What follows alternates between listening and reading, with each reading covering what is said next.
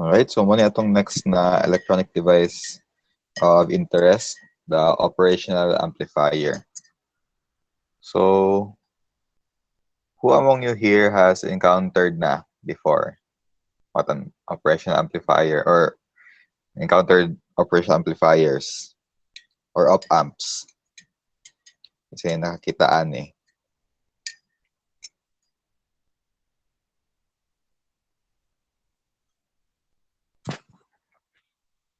Wala pa. So, almost everyone, wala pa naka-encounter og op amp. So, sila ang kira na siya. So, actually, nag-skip tag chapter. Wala, ato sa i-leave ang chapter 9 after midterm lang na siya. Okay?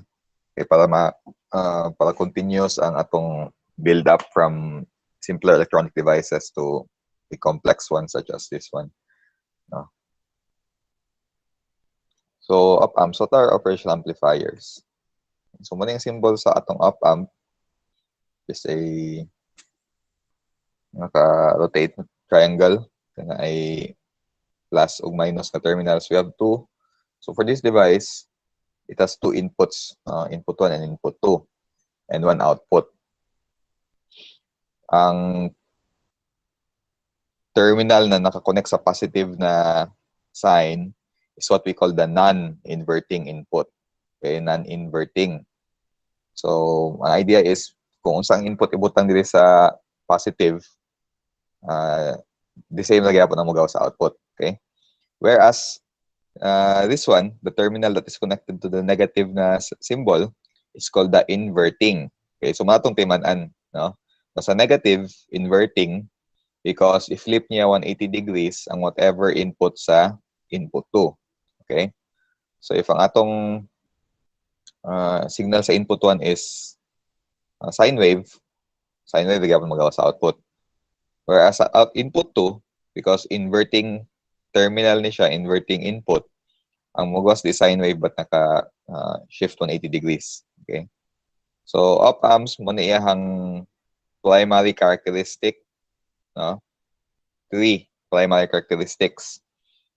So, as you could compare if you could compare this to our previous amplifier, especially the BJT amplifier, mas siya ideal, no, na BJT amplifier. Ideal siya amplifier because it has the best conditions. Number 1, it has a very high gain. Very high differential gain, no, or high gain, no. So, mo ba na atong ideal pod na amplifier na itaas nga gain with a very high input impedance, typically a few mega ohms, mas tako pa siya kaysa sa atong FET na JFET amplifier, and a very low output impedance, less than 100 ohms. So, if you could remember mo ni ang mga, again, these are the best characteristics of an amplifier.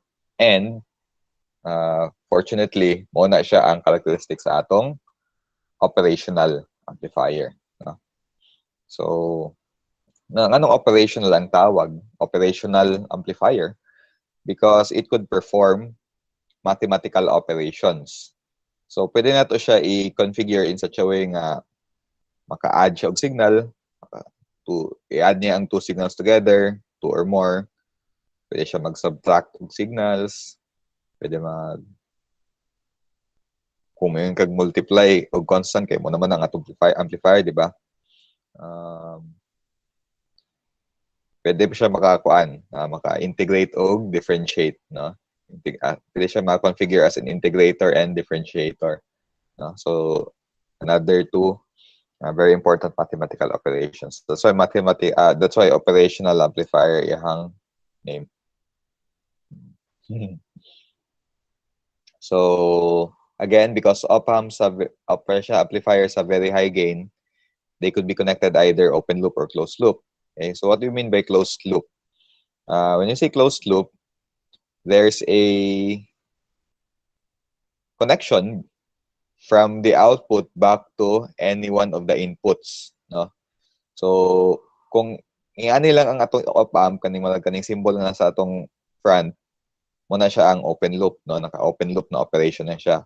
But ang difference sa open loop and closed loop, Kaya ang closed loop, there's a feedback loop, no? So ang tawag na is feedback because i-feed back ang output sa input, no? So maybe na i-wire from output to input, or na resistor, or na capacitor, no? So those are closed loop operations. So what's the difference between the two? So for open loop refers to a configuration where there is no feedback, no? So ingani lang siya. The op-amp is used as is, okay? In the open loop configuration, the gain can exceed 10,000, no? 10,000 gain, no? So na siya. 10,000. So what's the best gain for our JFET or our BJT na amplifier? Alam so to sa few hundreds, di ba? So but ang atong op-amp, pwede siya mo saka as high as 10,000 na gain, no? So kung open loop operation, meaning the differential amplifier man po ni siya, meaning i-amplify niya whatever is the gain right here, no? Whatever, I mean, what is the difference between the two inputs, between input 1 and input 2. So, yan ang ikuan, i-amplify. Let's say for example, yung ani, no? The difference that's kay kuan, input 1 and input 2. So, yan ang ikuan, i-amplify. Let's say for example, yung ani, no? The difference between the two inputs kay kuan, no? Input 1 and input 2 is 1 microvolt, no? Very small, 1 microvolt. So we have a 1 microvolt na differential input. Then ang atong op-amp is na-gain nga 10,000. Pila ang expected na output? Compute daw. Ang atong input is 1 microvolt and ang gain is 10,000. So pilang output ana? So 1 micro times 10,000, no? Times 10,000. It's just 0.01. So okay lang, no? Or pila man siya 10 millivolts.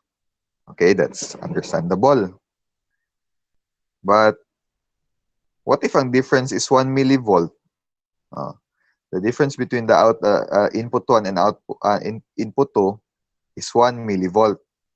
Multiply that by 10,000, pila man? 10 volts. No? So, kung pagyapon, no? Bearable. But what if the difference between input 1 and input 2 is 1 volt? No? Exactly 1 volt. Pila ang atong output? Who could guess? Ang atong input, or at least the difference between the two inputs, is 1 volt. No? 1 volt, exactly. And if the gain is 10,000, pila ang atong output, expected output? Would like to guess? 10,000 volts pod. Is that realistic?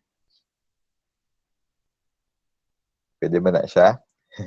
No, Marshall, magic nga device? Or is that even possible? Nga 10,000, kay mo man yang gain, no? 10,000 man yang gain, then ang difference na to sa kuan kay 1 volt man. Dili pwede because of power supply. Or kung atong kanang rearrange ang answer or response ni Maui, limited ang atong op-amp sa power supply. Although the gain is 10,000, wala tayo mabuhat-ana. And although ang iyang input is 1 volt, okay, maumanggid ang difference between two inputs, 1 volt. But na limitation, of course, ang supply. No? Kung pila atong supply sa atong op-amp, mo po ang iyang maximum possible output. No? So, di man siguro gid siya maguba gyud. Actually, dili man maguba gyud ang atong naman nooy mag-rated gyapon niya nga possible inputs, no? I don't think ang 1 volt is enough man pod nga para maguba. So dili man siguro gamay pa man ng 1 volt, no? Pero let's say for example, dili na lang 1 volt, 0.5 volts na lang. 500 millivolts. Even 500 millivolts times atong 10,000, that's still 5,000 volts. No? So, dili 5,000 volts ang mugawa sa output, but kung pila ang maximum nga supply voltage. No? So, that's correct.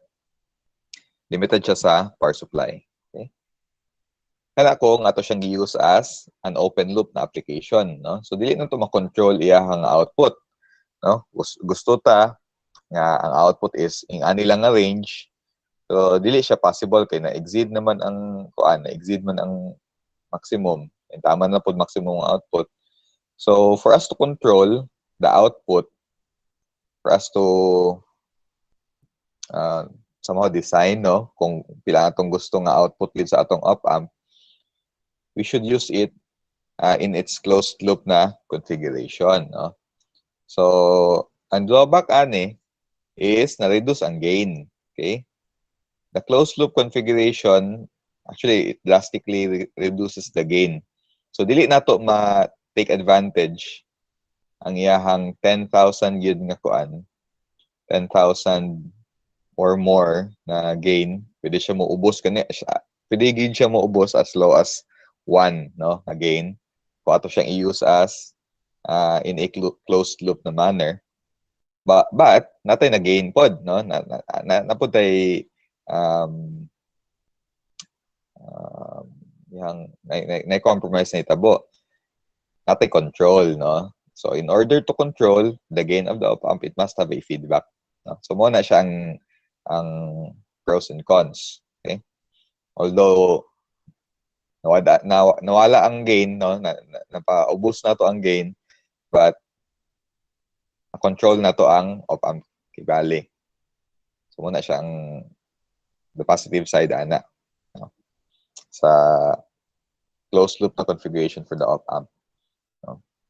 Pero I think dili man pud siya nato need gyud ang nakadako nga gain, no. Ay lagay di man nato gyud need ang nakadako nga gain. 10,000 mark dako pud kay na siya.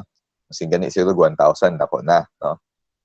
So even ang 1,000 nga gain for open loop application, kung 1 volt gyapon ang input, that's still 1,000 volts. So dako gyapon kayong 1,000. So dili na need gyud ang nakadako nga gain unless for some specific applications. But mas important sa ato ang control, no? Kani. Mas important sa ato ang control kaysa sa gain. Okay? So here is the most basic na configuration for an operational amplifier, no? The inverting op-amp. Notice na siya feedback loop, no? This one. The resistor RF, no? The resistor RF is the feedback resistor. It is connected from the output back to the negative input or the inverting input. No? So, actually, predefined na ang mga configuration sa op-amp, no, Marshall recipe, igo na lang nato i-connect,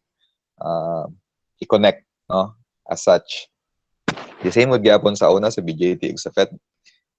When you say voltage divider or self-bias, defined naman to sila nga mga circuits. So kaning the same gyapon sa op-amp, no? So kaning nga configuration, we only need 2 resistors. 1 resistor i-connect directly sa inverting input, and another resistor i-connect sa inverting input and sa output, no? That serves as our feedback. So, ang ato i-connect sa non-inverting input or sa positive na terminal is the ground. No? So, ang ground. So, mahulog nga ang atong op-amp is 1 input, 1 output. At least mas sa ato, mas intuitive. Okay? Ano pa yung formula? Dala. Okay? So, how much then is the gain? No? Before, dili man noon mabago ang characteristics sa op-amp high input impedance and low output impedance, no? Muna mong gina siya. Ang gain 10,000 magyapon or many thousands more magyapon. But in this configuration atong na control, no, na paubsa nato, no, to what level depende sa value ni RF and R1. Okay? So the gain now could be defined by this very simple formula. No? Negative RF over R1. No? So yan na lang. Okay? Mas dali na siya i-memorize. No? So sa inverting op-amp, kung pila ang RF, divide lang na itong R1, mo ito ang gain sa itong op-amp. Example, if we have our RF valued at 10 kilo ohms, and itong R1 is 1K, so pila ang gain? 10K ang RF, 1K ang R1, pila ang gain?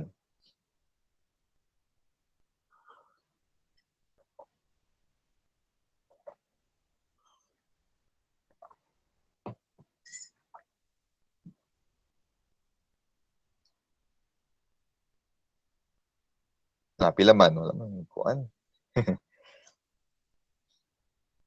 10K ang RF, 1K lang ang R1.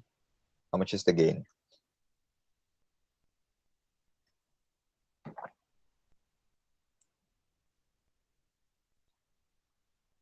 No, dili 1. 10K man ang RF, then ang R1 kay 1K.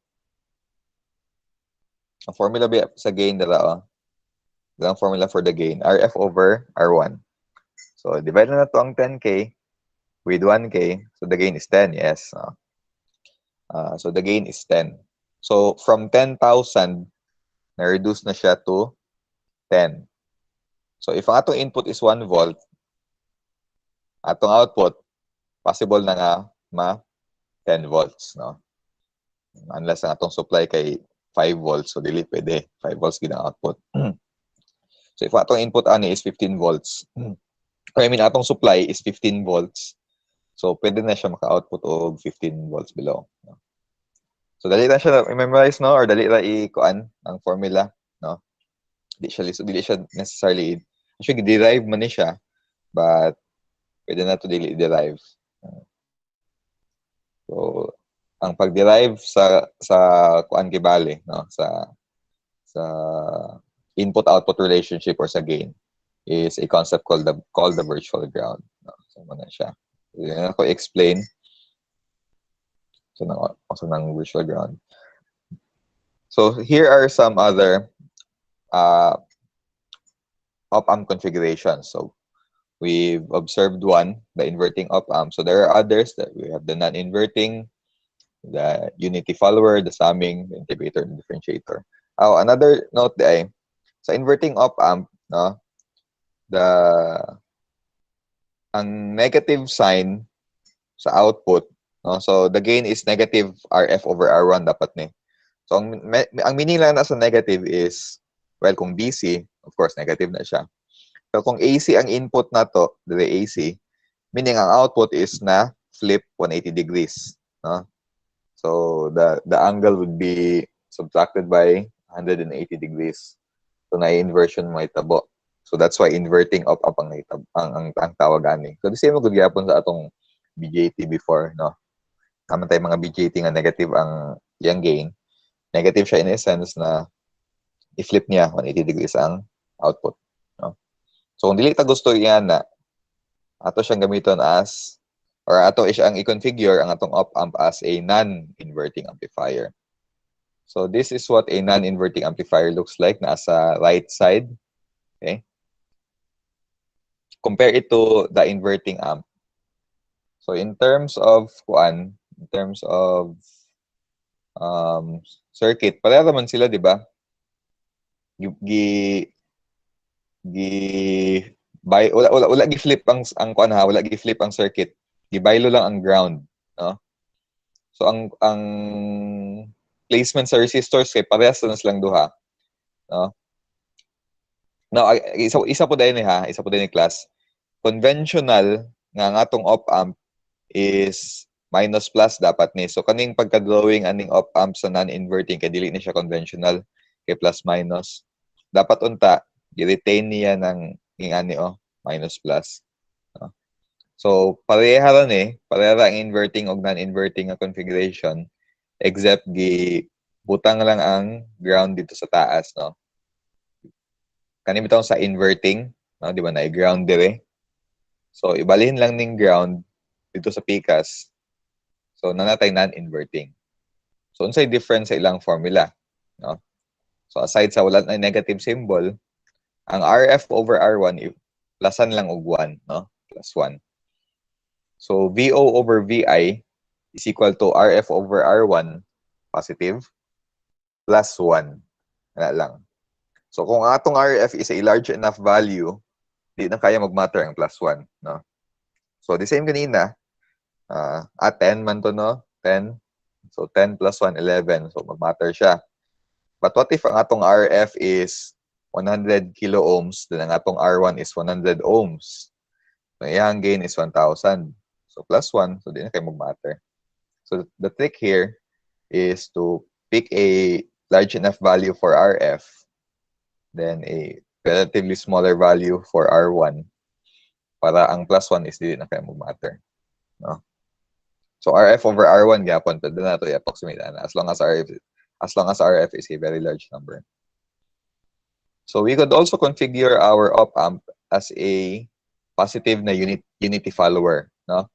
Or another term for unity follower is buffer, no? Buffer. Meaning input is equal to output. So unsay pulos ni op-amp kung yan manggaling, no?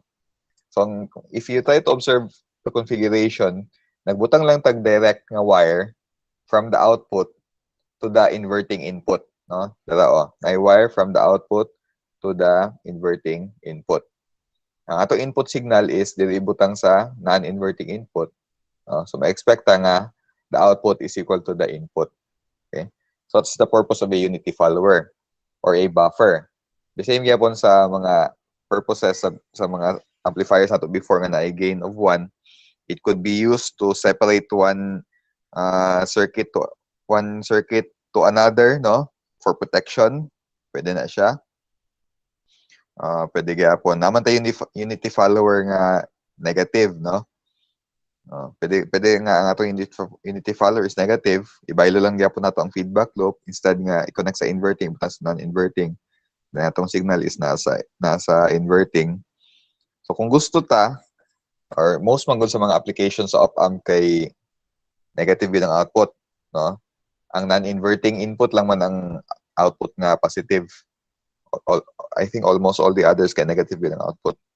So kung gusto nato nga i-flip to, gamit ang unity follower na naka negative pod, no? So pwede siya circuit as pwede siya protection, no, for another circuit, or separate one circuit to another, or pwede po siya kato i-inverse niya ang output sa previous amplifier nga negative, no? So summing amplifier is another type or another configuration of an operational amplifier. Ang output would be the sum of the inputs, no? So muna yung formula nga nagkuan niya nga nag-govern RF over R1 times V1 plus RF over R2 times V2.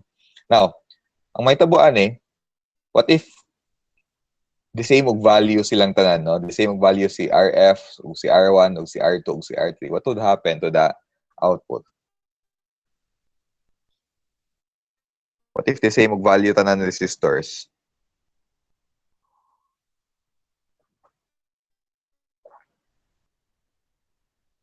How much would be the individual gains? Ilang individual gains if the same si RF o si R1?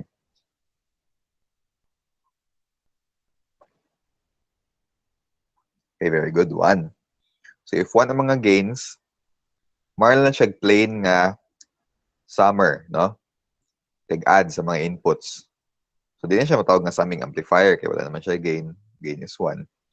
So the output would be the sum of the output would be the negative of the sum of the inputs. So dili dapat nato ni kalimtan, no? So ano negative symbol, lagi na siya permi. Okay. Or i-multiply na lang nga itong negative 1, whatever is the sum of the inputs kung the same og value ang atong mga resistors. Okay, so that's the summing amplifier. You also have an integrator connected as such. Yang inverse ani is a differentiator. So gibaylo lang ang capacitor, no?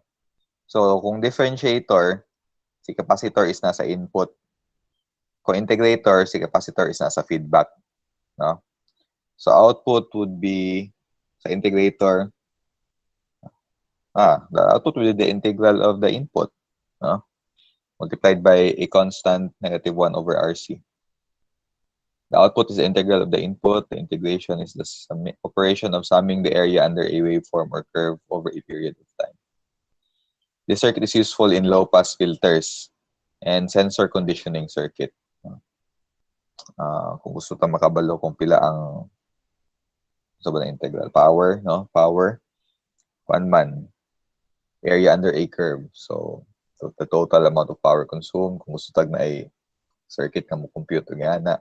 So pwede na siya integrator. Pwede yapon low pass filter, no? So kung high pass filter, we have a differentiator, no? So I'm not sure if na-expose mo before og mga types of filters. But mo na itong isa sa mga encounter after midterm, no? With regard to frequency response, what is a low pass filter and a high pass filter, no? So at least karon kabalo ta nga one way to implement a low pass filter and high pass filter is using either a differentiator or integrator, both of which are op-amp configuration circuits, no?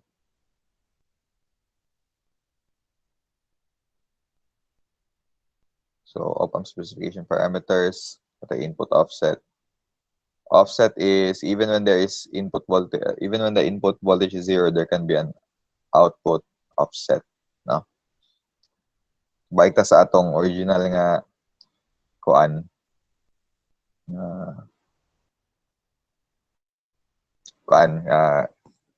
schematic, no?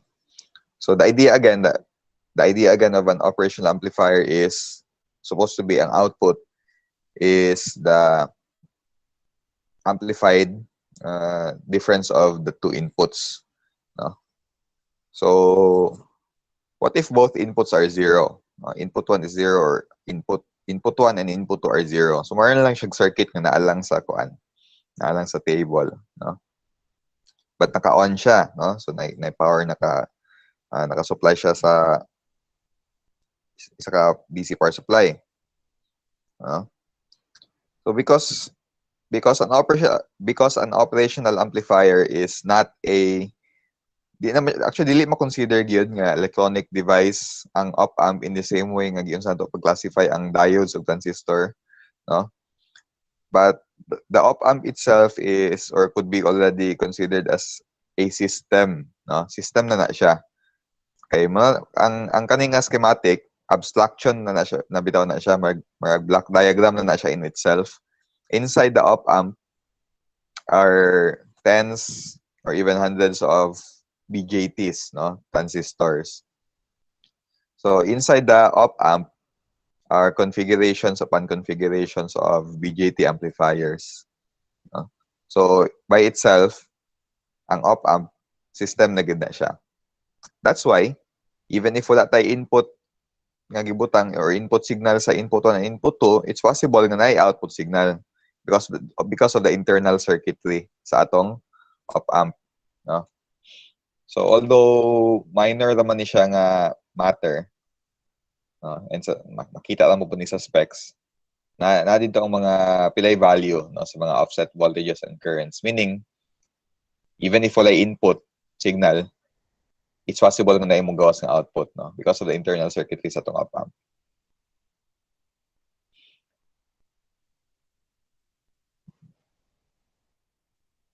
So frequency parameters, balik la taan ni after ta makakuan, maka-discuss og frequency response, no? The gain og slew rate. Di pa man natin yung masad ng slew rate karon kaya lapang ta nakakuan ni. So muna mga absolute ratings of an op-amp, or at least common ratings. The supply voltage could be from 6 to 22, dapat na ni 2 dili, oh. This is from 6 volts to 22 volts. The internal power dissipation is 500 milliwatts. The differential input voltage could be as high as 6 to 30. So depends sa op-amp. My input voltage could be 6 to 15, no? 15 each. So pwede siya na i-differential input na 30. Plus minus din ni no? So these are the characteristics na makita sa specification sheet. Okay. CMRR, common mode rejection ratio. Masasunod na lang ni Sad. So, ang uban ani, di pa kayo na ito ma-grasp kayo kung ito nag-frequency response. But, ang gusto lang ako is introduce, no, ang operational amplifier. Okay. So, let's try to solve. Kung na lang ito mag-solve. Next meeting na lang. Okay.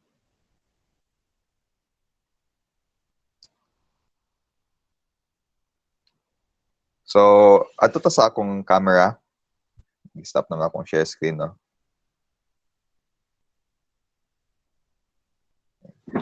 Like ka sa camera.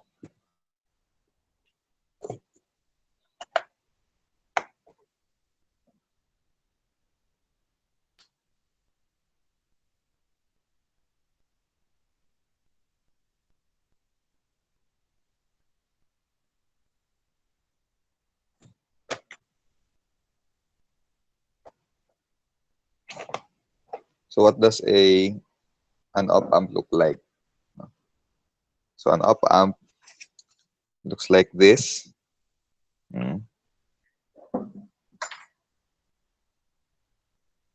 So naka-manufacture siya. Yung package is yung no? Integrated circuit. Makita ninyo sa camera?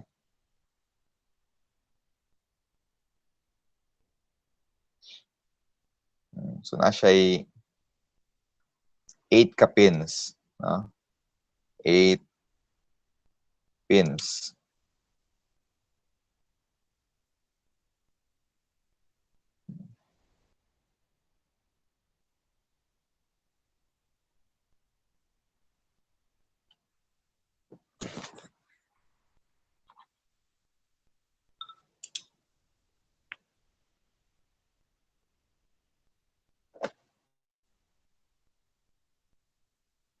Kaya ako yung pin configuration. So muna atong op-amp. So this is made by Analog Devices. So Analog Devices symbol din. The most common op-amp is the 741. 741 op-amp. Depende sa manufacturer. Kung mo ato tag electronics nga store, sa 741 kailan na sila, no? Natay ginatawag nga MU or Micro 741 made by National Semiconductors siguro. Napunta LM. So pala na sila dahil lang ang nag-manufacture LM741. This is the general purpose op-amp. 741 op-amp. Ang iyang pin configuration asa lugar na makita ang iyang 8 pins dire nga tulo man ni ganina atong na-introduce, no? This is the inverting input. Inverting input. This is the non-inverting input. Non-inverting. This is the output. Tulo man ni aman ang other 5. Another 2 would be the positive supply and the negative supply. No? So, asang other 3. Isa na, no connection. Ang other 2 kay mga offset. No? Offset null. to nullify the offset voltages. Okay. So, sana ito pagbasa. Kita nyo nga mag-na-dent diri sa taas. Ano Pag na siya dent. Ana. Okay, so kanang dent ang atong timailhan, no? Kung asa ang pin number 1. So, tungod kay na diri ang dent, this is pin number 1. This is pin number 1.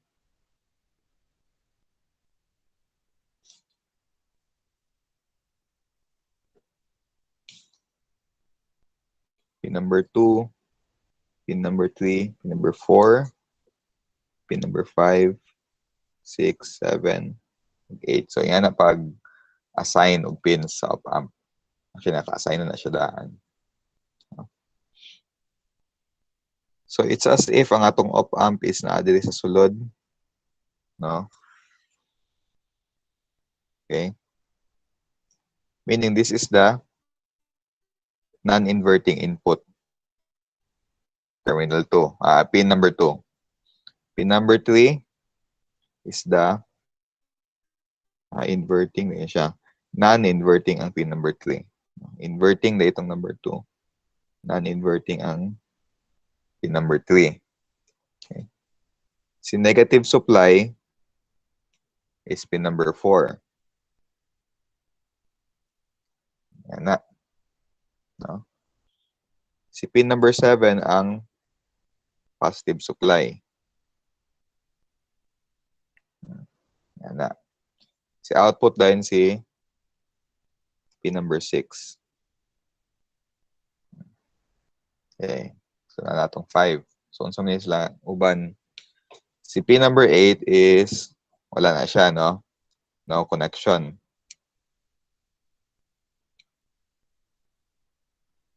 So, wala na connect ana.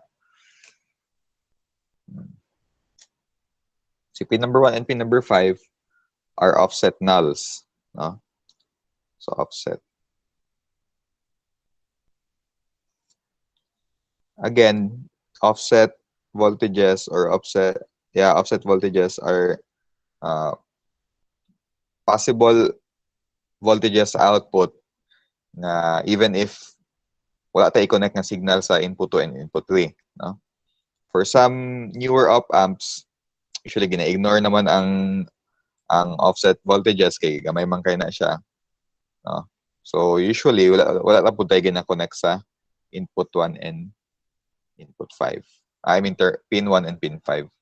So ang ato lang yung gina-connect ginabutangan og connection is si pin 2, pin 3, pin 4, pin 7 and pin 4 sa supply, pin 6 din sa output, no? So yan na lang.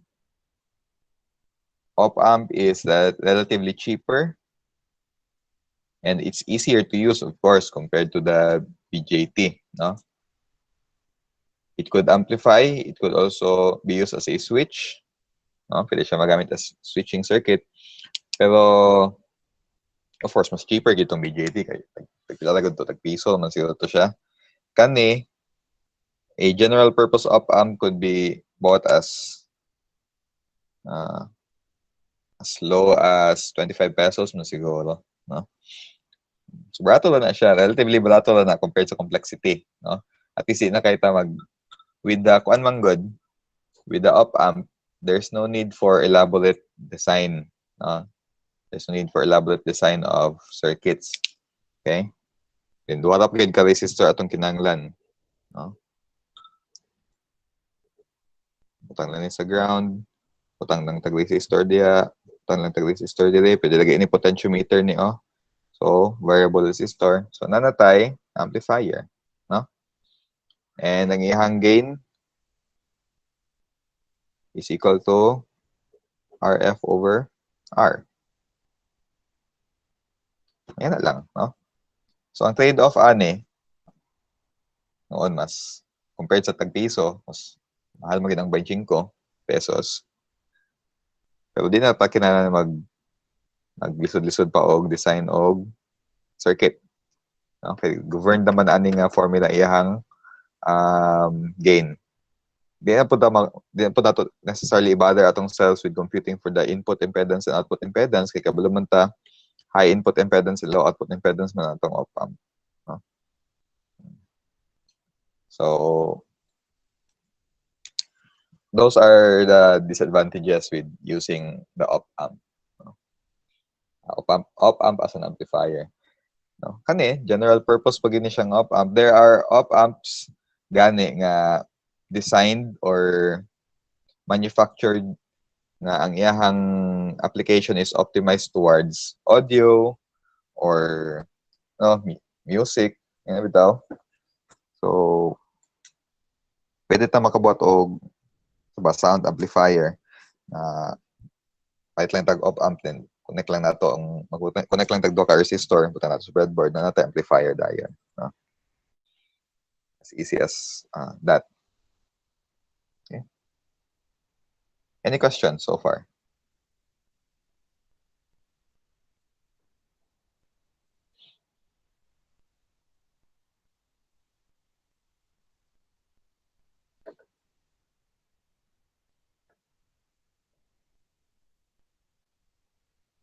And more common pag nato makita ang op-amp sa mga instrumentation circuits kaysa BJT, no?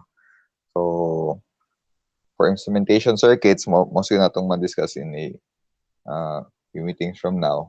How could we use the op-amp as a comparator, no? Ang mga instrumentation circuits basically comparator lang magina siya. Comparing one input from another, no? Pero kung na siya, kuan lang sa karon, no? Op-amp, the op-amp as an amplifier, no?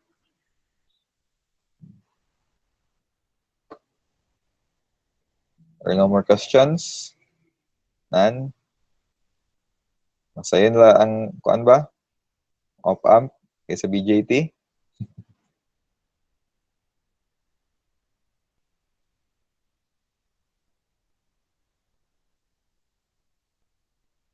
Unsa man lahi naman nun nga matter, no? Pero unsa man imong kuan mao question regarding sa 3A?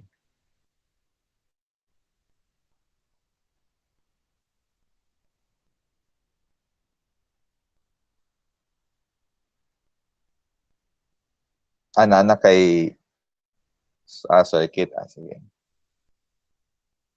Ako sa ni open e-learn.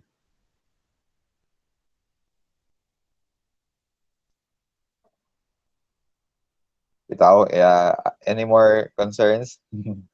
Sige, ako lang to i-open now in a while. Basig mo ay mo kabisihan ha, while ga-discuss ta og op-amp.